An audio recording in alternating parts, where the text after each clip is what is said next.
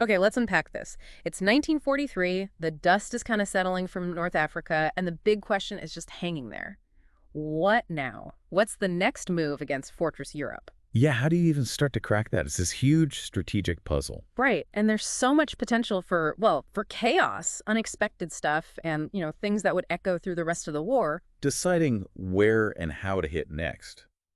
Arguably, that was as complex as the invasion itself. The Med was open again, which was A mass. vital artery, yeah. But hitting mainland Europe, that's a whole different ballgame. Exactly. And the path they took, that's what we're diving deep into today. Operation Husky. The Allied invasion of Sicily, July, August 43. Yeah, and our dive today is built on, well, a whole stack of detailed accounts, historical sources, really laying out the planning, the fighting, the fallout, everything. Our mission, then. Go beyond just the dates and names. We want to pull out those crucial details, the surprising bits you might not know, and really get a handle on the lasting impact of Husky. Get you properly informed, fast. So let's start right at the beginning. Why Sicily? I mean, what made that island the target? And how did planning for something this massive even get off the ground? Sicily seems obvious looking back, right? Just sitting there off Italy's boot.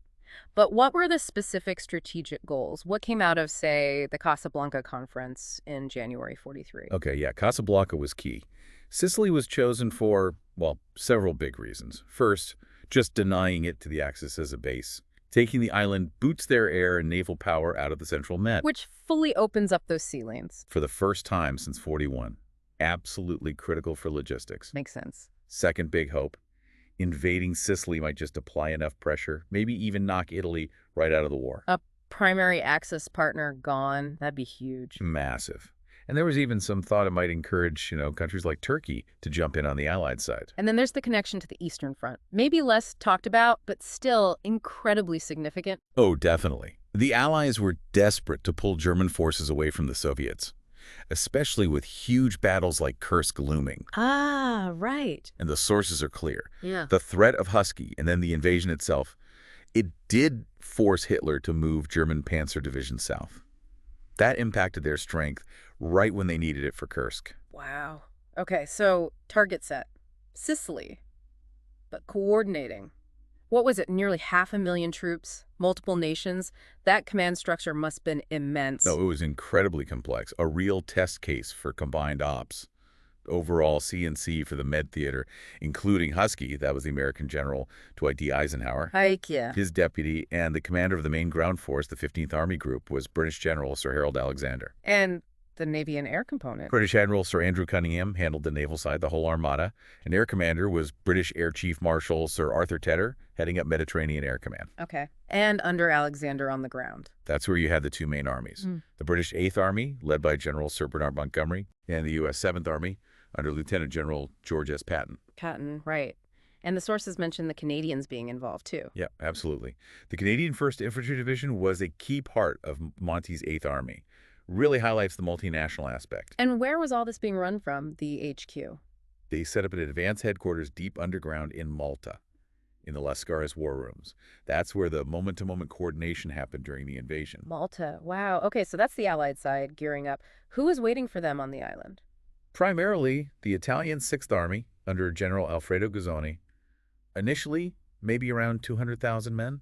That sounds like a lot. It does, but the sources differentiate pretty clearly. You had some okay frontline field divisions, but then masses of coastal divisions and brigades. And those coastal units? Generally described as, well, much lower quality, poorly equipped, low morale, spread really thin along the beaches, more like a screening force, really. Plus fortified areas around the main ports. What about the Germans? Initially, fewer Germans, maybe 32,000.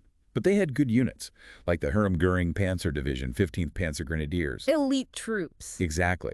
And sources often mention the German commanders weren't exactly impressed with their Italian allies. German units answered up through a liaison, von Senger, back to Kesselring on the mainland. And did German numbers increase? Critically, yes. They were heavily reinforced during the campaign. Numbers eventually swelled to maybe 70,000. Veterans like the 1st Parachute Division came in, plus Huge Sound Fight, Panzer Corps HQ. So what was the Axis plan to stop the invasion, Guzzoni's plan? It was pretty standard, really. Coastal units act as that initial screen to lay things. Buy time. Buy time for the mobile reserves, Yeah. especially the German divisions positioned further inland. to hit the beachheads hard and fast, counterattack before the Allies could get properly established. Makes sense on paper. But the Allied planning, that wasn't exactly smooth sailing either, was it? I hear there were big arguments about how to land. Oh, definitely. The first idea was actually for dispersed landings. Hit multiple spots, southeast, south, even the northwest all at once. Why? To grab ports and airfields quickly. That was the thinking. Seize the key infrastructure fast. But Montgomery argued really strongly against it. He thought it was too risky. Yeah. Spreading the force so thin, he felt, would make each landing vulnerable. They could get wiped out by concentrated counterattacks before linking up. So who won that argument? Monty did, eventually. After a lot of debate, his plan to concentrate the main landings just in the southeast corner was approved in early May. Okay, so more concentrated power. But that sounds like it creates a new problem. It absolutely did. The huge logistical challenge of supplying two whole armies, initially, just over open beaches, no ports. Right, how do you even do that? That's where those swimming treks came in, wasn't it? The DUKWs, yes. Alexander House later said the DUKW basically solved that problem. They were revolutionary, moving tons of supplies straight from ship to shore, bypassing the need for ports early on. Amazing. Okay, so the plan's refined, force concentrated. What about softening up the target before the landings? Vital preparatory work. Allied bombers just hammered access airfields, not just Sicily, but Sardinia, southern Italy too. Ports like Naples, Messina, Palermo got hit hard. And they spread the bombing around to keep the Axis guessing. Exactly. And it was effective. By D-Day, July 10th, sources say only 2 airfields on Sicily were still fully working. Over half the Axis planes had been forced out. It really hurt their air capability over the island. Did they do anything else specific, like clearing nearby islands? Yep, Operation Corkscrew. Taking the island of Pantelleria, southwest of Sicily, and the little Pelagi Islands, too. That was back in May and June. How'd that go? Pantelleria got an unbelievable pasting from the air, something like 6,200 tons of bombs. Just battered the defenses. The garrison surrendered almost immediately after a naval bombardment on June 11th. Barely a shot fired in the actual landing. Secured the invasion fleet's flank. Okay, stage set. Defenses weakened. Force ready. But now we get to the really fascinating part. The deception. Ah, yes. Operation Mincemeat. Arguably the single most famous, maybe most audacious deception of the whole war. It sounds like something out of a spy novel. A body with fake plans. It almost does. That was the core idea. Get a corpse, dress him as a British officer, Major William Martin, carrying fake top-secret plans. Fake plans. Pointing where? Not Sicily. Exactly. Pointing towards Greece. The fake documents suggested the main Allied push, Operation Brimstone, was Greece, and that Husky itself was also aimed at Greece, with Sardinia and Corsica maybe just feints. And they floated him ashore off Spain. Where they knew German intel would find him. And, incredibly, German intelligence bought it. Completely. No way. They actually fell for it. Hook, line, and sinker. Hitler diverted real resources, minesweepers, patrol boats. And get this, 3 panzer divisions were moved from France and the Eastern Front to Greece and the Balkans. 3 panzer divisions right before Kursk. It had a massive impact. Tied up vital German reserves miles away from Sicily, weakened them there, and definitely affected their strength for the Eastern Front battles. Mincemeat was just a stunning success. Incredible. So with the enemy hopefully looking the wrong way, D-Day, night of July 9th, 10th, 1943. An operation on a scale never seen before. Sources call it the biggest amphibious landing of the war in terms of the sheer size of the landing zone and the number of divisions hitting the beaches on day 1. 7 assault divisions. And the weather wasn't playing ball. Not at all. Brutal winds, gusts up to maybe 70 kilometers an hour, made the sea crossing hellish and really messed up the airborne drops. But the bad weather maybe helped with surprise. Paradoxically, yes. The defenders just didn't think anyone could land in those conditions. Okay, let's talk airborne first. The idea was to drop guys behind the lines, grab key bridges, block roads, right? That was the plan. U.S. 82nd Airborne elements, like the 505th PIR doing its first combat jump, and parts of the British 1st Airborne Division, paras and glider troops. But it didn't go smoothly. Tragically, no. Those high winds just scattered everyone, paratroopers landing miles off target. And the British glider operation, Ladbroke. A lot of gliders ditched in the sea short of Sicily. Heavy losses just from drowning. And there was also, this raises a really tough question, a horrific friendly fire incident. Yes, one of the absolute tragedies of the campaign, July 11th. A follow-up drop by the U.S. 504th PIR. Despite warnings sent out, Allied ships and troops on the ground mistook the C-47s for enemy planes. And opened fire on their own aircraft. It did. The cost was awful. Sources say 23 out of 144 transports were shot down by friendly fire. Over 300 casualties among the paratroopers, 83 killed just from that friendly fire. God, that's terrible. A brutal example of the fog of war. It actually led them to cancel another planned glider landing. Yet, even with the scattering in that tragedy, did the airborne troops still manage to cause trouble for the Axis? They did, yeah. Even in small, scattered groups, they fought hard. Attacked enemy posts, cut communications, ambushed reinforcements. They created a lot of confusion behind the lines, which definitely helped disrupt the Axis response to the main landings. British units even briefly held Ponte Grande Bridge near Syracuse against heavy odds. Okay, so turning to the main event, the seaborne landings. Where did they actually hit? All along the southeast coast. 26 main beaches over about 170 kilometers. U.S. 7th Army hit the west side. Gulf of Gela area, 3rd, 1st, 45th Infantry Divisions, 2nd Armored and Reserve. And the British and Canadians? They were on the eastern flank, further south towards Syracuse and Augusta. 8th Army, 5th, 50th, 51st Infantry, the 1st Canadians, 231st Brigade. How much resistance did they meet right on the beaches? Generally, less than feared in many places. Those Italian coastal divisions often folded pretty quickly or surrendered. But there were definitely pockets of tough resistance. Sources mention the 429th Coastal Battalion fighting hard at Yellow against the Americans, and the 246th holding up the British near Augusta for a bit. What were the other big challenges besides enemy fire? The weather, obviously, rough seas, but also things like hidden sandbars offshore that grounded some landing craft, especially the big LSTs, units landing off-target or late. But because the initial resistance wasn't usually strong enough to pin them down right at the water's edge, they could often reorganize relatively quickly. Did the Axis manage to launch those counterattacks they planned? Hit the beachheads? Yes, they tried, especially the Germans. Elements of the Napoli Division, Hermann Göring Panzer Division, tanks, those big Italian Semovente self-propelled guns. They hit the beachheads, particularly the American one at Gela, and around Lodi Bridge in the British sector. Were those dangerous moments? Definitely. There were some critical points, but Allied naval gunfire support was crucial in breaking up those attacks and helping the infantry hold on. And what about air attacks? Did the Axis still have planes hitting the fleet despite the bombing campaign? They did, especially early on. First day, first night. They managed to sink some ships, the destroyer USS Maddox, Minesweeper Sentinel, and LST. The hospital ship Talambo was sunk, tragically. Damaged cruisers, transports too. But after the first couple of days, Allied air superiority really took hold, and remaining Italian planes pulled back to the mainland. Okay, so beachheads secured, counterattacks mostly beaten back. What was Alexander's plan now? How did they exploit the landings? The initial idea was to consolidate along a line from Catania across to Licata, then push north from the center to try and split the island, cut off Axis movement, aiming eventually for Santo Stefano on the north coast. Let's follow the British and Canadians first on the eastern flank. What were their immediate goals? Key ports on the east coast, Augusta, Catania, and those vital airfields on the Catania plain around Gerbini. How did that push go? Initially, pretty well on the far right. 5th Division took Augusta quickly, July 13th. But the main advance up the coast road, Route 114 towards Catania, that bogged down fast.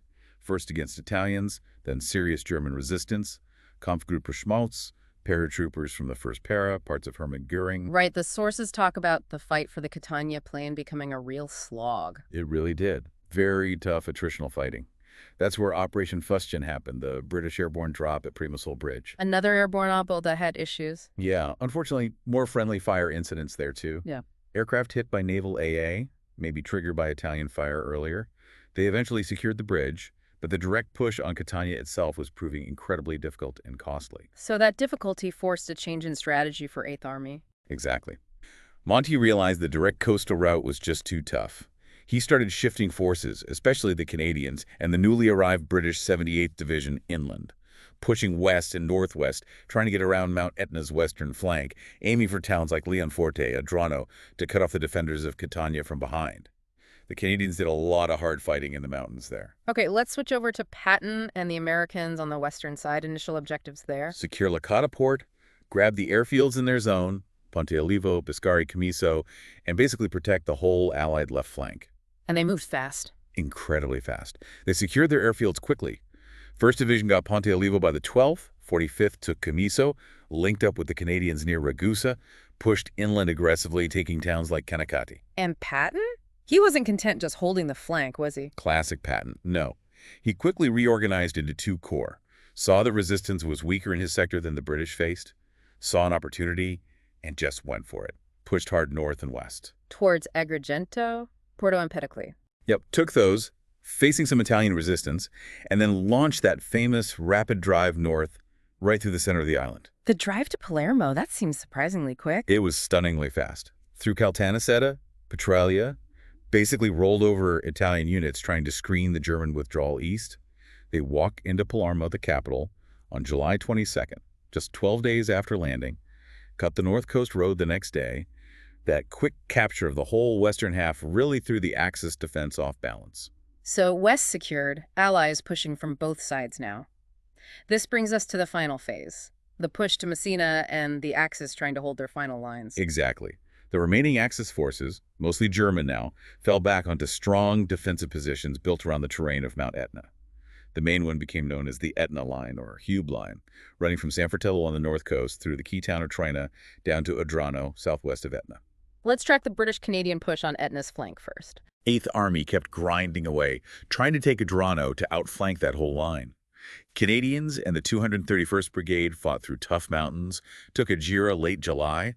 The 78th Division came in, took Catanova, and then pushed for Centuripe. Centuripe. That name comes up as a major battle. It was a really brutal fight in early August. Centuripe was a key anchor point on the southern end of the Etna Line, held by Hermann Goering and 3rd Parachute Regiment troops, house to house, ridge to ridge fighting. The 78th Division finally took it on August 3rd after heavy losses. And taking Centuripe was critical. Absolutely. It basically made the German position defending Catania impossible to hold. So Catania fell soon after. Yep. Catania fell to the British on August 5th. Then the 78th took Adrano on the 6th, completing that western flanking move around Etna. The Canadians, who'd been fighting almost nonstop, were finally pulled back for a rest. Okay, meanwhile, on the other side of Etna, the Americans under Patton were pushing eastwards. Right, grinding along Route 120 towards Messina. Their biggest fight in this phase was definitely the Battle of Troina, August 3rd to 7th. What happened at Troina? Just incredibly fierce fighting. 6 days against determined German, 15th Panzer Grenadiers and some Italian remnants. Sources say the Germans launched something like 24 counterattacks just in that one battle. The U.S. forces finally took it on August 7th. A very tough nut to crack. Was the going tough on the North Coast Road, too? It was. The U.S. 3rd Division faced stubborn defenders there, 29th Panzer Grenadiers, Italian Esieta Division. But maybe the bigger problem was just the terrain and demolitions. The retreating Germans blew bridges, mined roads, really slowed the advance. So the Americans used those amphibious landings again, the end runs. They had to. Launching small units by sea to land behind the German blocking positions, it was often the only way to force the Germans to pull back and keep the advance moving, albeit slowly. So Allies pushing, but it sounds like by late July, the Axis knew the writing was on the wall for holding Sicily. Absolutely. By July 27th, commanders like Kesselring and Hubei knew they couldn't hold the island indefinitely. The only real option left was to pull their remaining forces back across the Strait of Messina to mainland Italy. And they got permission to evacuate. Kesselring got Hitler's okay for Operation Lehrgang, the evacuation, around July 29th. Planning started immediately. How well did that evacuation actually work? Astonishingly well, especially for the Germans. Hube set up a really efficient system under Colonel Bade to manage the crossings. Very organized. They didn't just run for it, there was a plan. Oh yeah. Hube ordered these phased withdrawals, pulling back maybe 5 to 15 miles each night, using mines and demolitions everywhere to slow the Allies down, keep them at arm's length, while they systematically funneled troops and equipment towards Messina. Did the Allies try and stop them crossing the strait? Air power? Navy? They did try. Allied planes attacked the crossing points. Naval units tried to get in there. They even launched amphibious end runs late in the game, like August 15th. But the Axis withdrawal was just so well managed and fast. Often those end runs hit air. The Germans had already pulled back. But why couldn't Allied air and naval superiority just shut down that narrow Strait of Messina? It sounds like they should have. But the Axis defense of the strait itself was incredibly strong. Sources talk about a massive concentration of anti-aircraft guns, heavy and light, over 230 of them covering that narrow strip of water from both Sicily and the mainland. Maybe half of them Italian, surprisingly. So it was just too dangerous to fly or sail into? Exactly. That overlapping flak created this incredibly lethal kill zone. Allied pilots said daylight attacks there were worse than bombing the Ruhr in Germany. Night attacks were safer but less effective, and the Germans were masters at clearing bottlenecks and keeping things moving during the day. Naval blockade was judged far too risky because of shore artillery, the strong currents, and maybe even fear of Italian warships making suicide runs. Huh, so despite winning the island, a huge chunk of the Axis force actually got away. It did. It was a major operational success for the Axis, frankly. Sources suggest the Italians got over 62,000 men out, plus gear.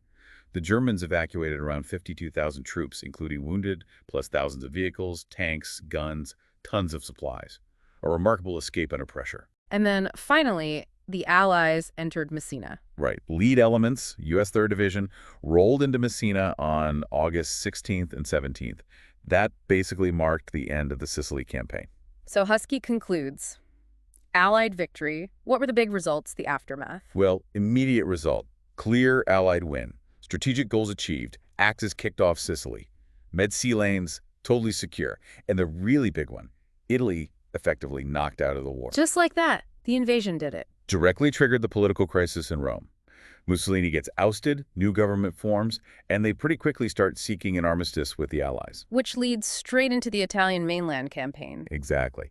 And it forced Germany to commit huge resources south, occupying Italy to prevent its total collapse. Sources mention something like a fifth of the entire German army ended up tied down in southern Europe because of this and stayed tied down. What about the human cost, the casualties? Significant on both sides for the Allies. U.S. 7th Army had around 8,800 casualties killed, wounded, missing, captured. British 8th Army over 11,800. Plus Navy and Air Force losses. The Canadians specifically had over 2,300 casualties. In the Axis. German losses were around 28,000 total. Italian losses were much higher, maybe over 150,000, but that number's tricky. It includes a huge number listed as missing or captured. Which could mean Killed but unconfirmed, but also probably includes a lot of local Sicilian recruits who just went home when the fighting passed them by. Total Axis POWs taken were estimated around 100,000. the sources also mention some darker aspects. War crimes. Yes, the historical record is pretty clear on some disturbing incidents. There are reports of Allied troops killing civilians, massacres mentioned in places like Vittoria, Agrigento, Cannacati. An American officer, LTA Colonel McCaffrey, is linked to the Cannacati killings. And sexual violence. Sources mention reports of rapes and assaults by Allied troops, including U.S., Free French, a few British accounts, and a specific documented case involving Canadian soldiers committing gang rape in Piazza Armerina. Really grim stuff. And even killing prisoners of war. Yes. Sources document Canadian troops from the Loyal Edmonton Regiment executing German POWs. And there were two specific incidents involving U.S. soldiers from the 180th Infantry on July 14th. A Sergeant Horace West executed about 37 Axis POWs. A Captain John T. Compton ordered the execution of 35 Italian POWs. Were there consequences for those actions? For those specific U.S. cases, yes, though perhaps controversially. Sergeant West was convicted, sentenced to life, but later released and returned to service. Captain Compton was acquitted by court-martial, transferred, and later killed in action himself. It really raises difficult questions about justice and accountability in the heat of war. Stepping back a bit, we mentioned specific operations like mincemeat, corkscrew. Can we just quickly recap how they fit into the bigger Husky picture? Sure. Mincemeat was the brilliant deception beforehand. Corkscrew secured Pantelleria, protecting the invasion fleet's flank. On D-Day itself, Ladbroke was that difficult British glider landing near Syracuse. Fustian was the later British paradrop at Primosol Bridge, all pieces of the larger puzzle. So, wrapping up, Operation Husky. Clearly way more than just taking an island. Oh, absolutely. It was this incredibly complex, demanding test of Allied combined operations, land, sea, air, multiple nations working together. It showcased crucial innovations like the DUKW. Yeah, the logistics. And it showed both brilliant planning, like mincemeat, alongside utter chaos, tragic mistakes like the friendly fire incidents, and just the brutal reality of combat. And the strategic impact was huge. Profound. Knocked Italy out, opened a new front, pulled significant German strength away from Russia at a critical moment. Thinking back, the things that really stand out, just how incredibly successful mincemeat was, the scale of that friendly fire tragedy, and maybe counterintuitively, how effectively the Axis actually escaped across the Strait of Messina in the end. It was a remarkably well-executed withdrawal for them, under fire, and that successful escape. Well, you have to wonder, right, how much did that prolong the fight up the Italian boot? And more broadly, what lessons were truly learned, or maybe not learned, from Husky, this first big invasion of occupied Europe? How did that experience shape the planning for Normandy the following year? That's definitely something to think about.